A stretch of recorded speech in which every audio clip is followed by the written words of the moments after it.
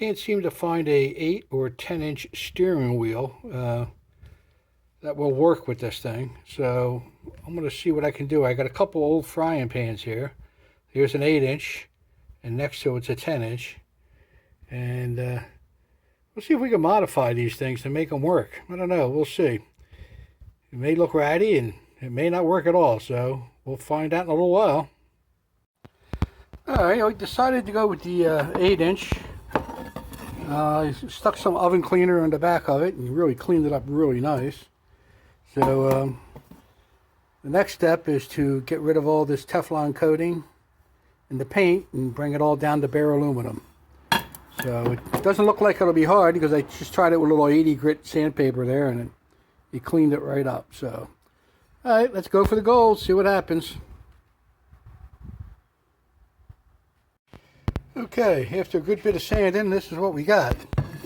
It's looking pretty good.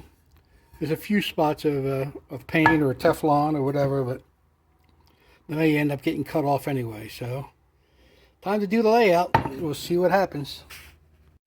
Okay, it's time for some layout. It looks like I'm going to go with a 3-spoke.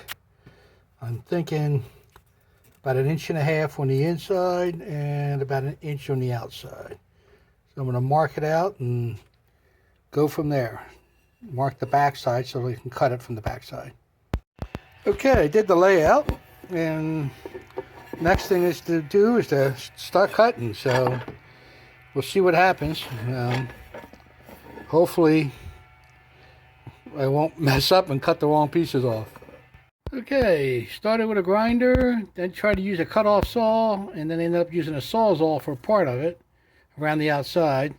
Now use the oscillating saw to get the rest of it. So 1/4 or 1/3 down. We'll have to keep on going and try to get the rest. Well, the oscillating tool came through.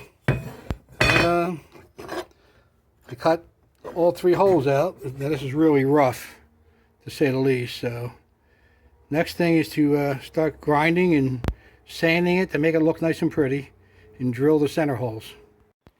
Well, it cleaned up pretty good. It sanded all the rough edges with a Dremel and a file and sandpaper and a little bit of everything.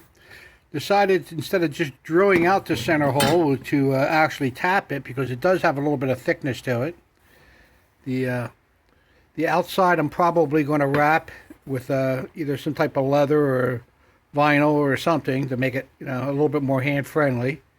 The center I'm not sure what I'm going to do with yet. I'm not sure if I'm going to paint it or cover it with something. I'm probably going to just paint it or just leave it alone, because I may buff it out to make some circles on it.